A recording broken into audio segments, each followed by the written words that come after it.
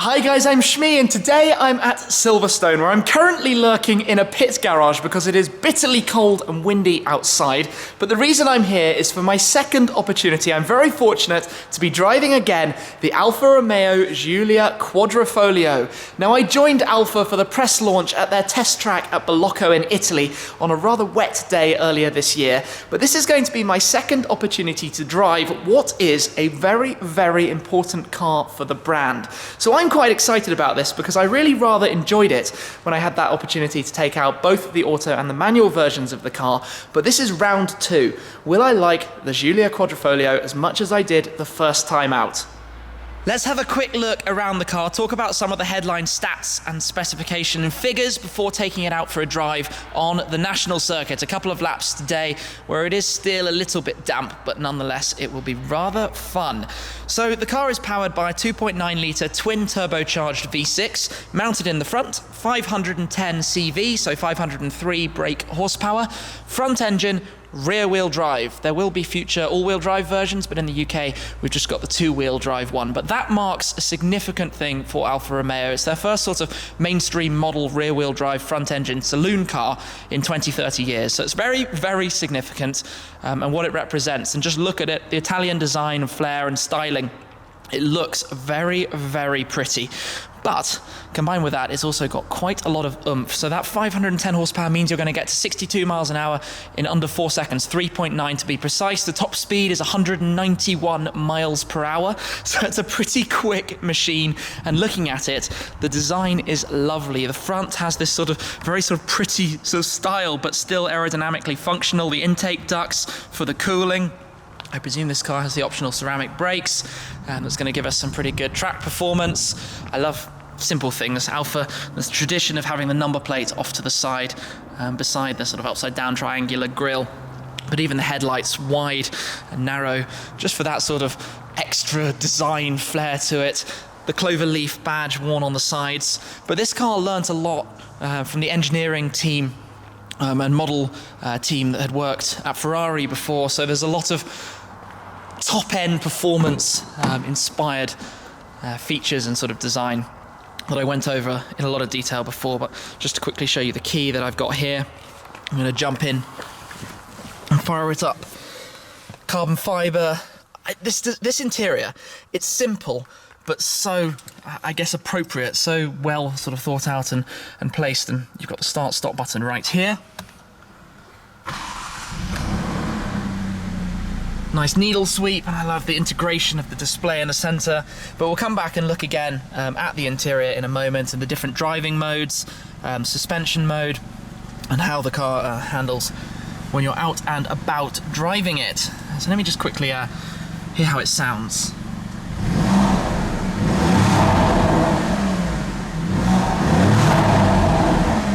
Not bad here in the pit box. So then, what am I doing? Stop button right there. Let's drop it off. It's time to take the car out for a little whirl at Silverstone.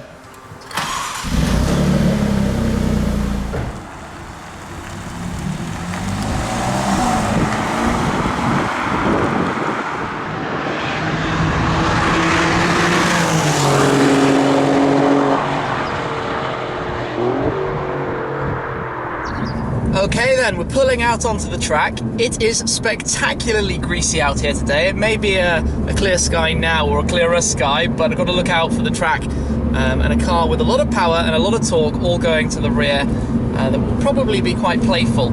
I mean, it is quite playful from my experience with the car before. I've enjoyed it a lot, but you immediately feel very sort of at home and ready to go. It's comfortable, everything's nicely placed.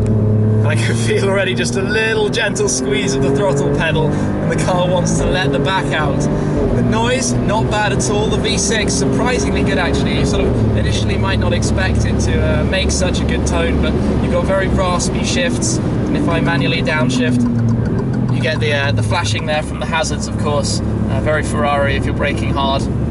But just coming around through a particularly greasy part of the circuit here, no, we managed to hold it in. We've got some tyres that are slightly warm, but we've course, slightly learning the track as well as I go here, which makes it a challenge to talk. Oh, there we go, being careful, ease the power back in as we come around for the first lap. So I'm driving it in dynamic mode of the different drive settings that you've got, not full race, because in today's conditions that would be a little bit on the crazy end. Let's manually lift the pedals there to change gear, taking a wet line of course, miss the dry, rubbery parts of the circuit. Put the gear stick to the left and we'll now be entirely on the pedals, which by the way have a very nice feel to them. That was one of the things I liked a lot when I drove the car in Italy, is the feel of the paddles. It's very, very Ferrari with the long paddles. Car backing off the power there, doesn't want to let me kill myself. Best to be safe than sorry. Violent shift as well. So we've got the 8-speed ZF. The UK doesn't get the 6-speed manual option, unfortunately, which is a shame, because I had a lot of fun driving with that car. You have the ability to literally nail the throttle and shift gears just with the clutch without backing off the throttle pedal as well in the manual car. And it can also do a rather trick thing where it detects whether you want to heel and toe and doesn't do it automatically. So the manual version is a little bit clever, but this box is very good. It'd be being a little bit sort of unfair on the car if you were to complain about it. I mean, that's one of the reasons why it's so popular.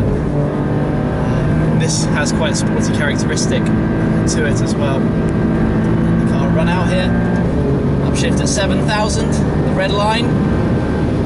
So this car doesn't actually have the ceramics, but it does have a lot of brake feel. It's rather impressive actually. Double shift by mistake, excuse me. So yeah, this is a lot of fun. It's immediately very controllable. Feels like if I were to turn everything off, I'd be able to have quite a lot of fun straight out the box. It's got character, it's got playfulness. And I have to say, it's exactly again as I hoped it was going to be.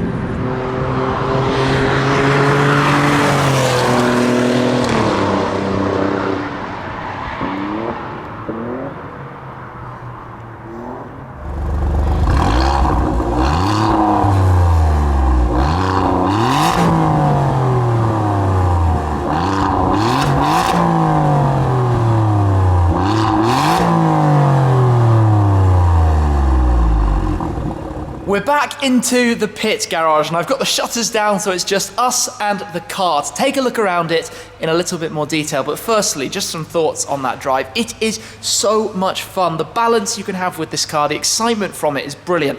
I said I really enjoyed it at Bellocco. I've really enjoyed it again at Silverstone as well. The Giulia Quadrifoglio, just brilliant. So let's have a look around then in a little bit more detail. First, I'm going to pop open the hood so we can have a look under the bonnet. And take a glance at that. So we've got a button right there for the boot actually, excuse me, we'll open the front, but we'll have a look at the boot too, which hydraulically opened up. So come around and just glance in here if I can find the catch. There we go, 90-degree bank, twin turbocharged V6 mounted back there, 2.9 litre. It actually has a pretty clever cylinder deactivation kind of technology, so you can run on 3 cylinders, which for efficiency and economy is obviously rather beneficial. We've been driving today on P0 Corsa tyre, so quite sticky for the conditions. This is actually where we can see something else that's kind of fun. Carbon fibre bonnet for weight saving. Curb weight of the car, 1580 kilos, dry weight just about 1400. So this is not a heavy car. I mean, the smaller engine certainly helps with that, but this is why it competes quite strongly on the performance stakes. The paintwork, the pearlescent white here looks really nice as well under this light. I like that a lot. It goes well with the clover leaf on the side. Just come around to the boot. We'll have a look in there just so you can see the luggage space. I mean, it's a saloon car, plenty of space. You could happily fit a decent amount of stuff back there. So just close it back down. We've got the carbon fibre lip spoiler here on the boot lid, which is very nice. And the quad exhaust, quite an aggressive diffuser design down there too. I'll keep coming around. I like the sort of profile that comes from the side skirts, again, finished in carbon fibre on this car. And then I'm going to come around to the front because this splitter, another carbon piece, is actually an active splitter. It lowers about an inch when you're driving between roughly 60 miles an hour and 140 miles an hour for downforce, keeping the car planted, so letting more cooling in. and it looks kind of cool when it drops down. Well, let me just jump back in quickly into the inside. I have another little glance around in here, so let's turn it on. The first thing I wanted to do is put it into race mode, because the valve opens up and it sounds extra good, especially when you're in a pit garage.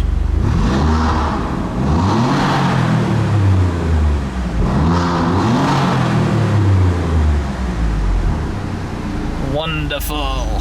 So, in here, this button, the suspension button, rather like a Ferrari, it actually turns on with that not engaged. So if I put it back into dynamic mode, you press this button to soften the suspension. So soft dampers active. And I'll just quickly flick between the driving modes as well. In dynamic, you've got the red sort of highlights. Natural, you've got blue. And then I forget what A stands for. Active, maybe. It's green, the sort of eco mode. And then if I put it back into a race, actually you get a nice little graphic there as well. So you go through the modes, and you pull and hold it to get it into race mode. And then it just tells us the radio we're listening to, don't worry about that. So yes, you've got all of that. This is the touch panel, and I've gone through all of this mostly in my sort of first video with the car, but it's a very sort of nicely integrated system. It's not cluttered. There's no like excess stuff around that gets in your way. Decent armrest storage. You've got this sort of flap here that pulls back where we've got the key right now, and your cup holders and bits and pieces and whatnot. And that all works very neatly and efficiently. In fact, I mean, not cluttered really is the best way to describe this. There are no buttons, it seems like, you wouldn't need around. Oh, what's that? Storage cubby hole. Wouldn't have known that was there. How random. Sorry, getting myself sidetracked. But yeah, so in here, all very nice, all very comfortable. This seat's actually quite far back from me at the moment, but if I just grab the slider, this one has manual seats, pull it forwards into my sort of position. I'm going to jump into the back really quickly. I'll show you the space back here. This car has the sort of Alcantara leather combination, but you know, look, the seat is where I would have it, and I've got loads of space. Loads of space indeed. So it's nice back here. Sorry I'm moving the camera quite quickly. Just only got a couple of moments before I've got to say farewell to the car, and I wanted to show you around it a little bit more before saying goodbye. But yeah, I do like this. I can see it's a brilliant car to drive, you know, daily. That's still fun. Really enjoyed it in Italy, and really enjoy it here too. So alas, I've probably got to say goodbye and jump out. So we'll drop it back off. That's really nice as well. And hop out again. I'm being very much of a busybody right now, aren't I? But it would help if I actually press the car. Keyless, of course. Grab it to unlock, press to lock. Keys inside at the moment. But we've also been shooting a very, very, very, very fun video today, which I can't tell you very much about, but stay tuned, because it's going to be coming quite soon, and you will want to watch it, because it's been awesome fun, something that I've never seen done before. Anyway, that is it for now. Round 2 with Giulia Quadrifoglio, just as much fun as the first. This car is brilliant, thoroughly recommend taking it for a drive, and if you're thinking about buying one, don't waste time, just get it, because it's awesome, a lot of fun. Big thanks, of course, to Alfa for having me along today. Today's been brilliant. Thank you very much to you guys, of course, too, for watching. I hope you've enjoyed the video, but that is it for now. I'll catch up with you again very soon. Cheers.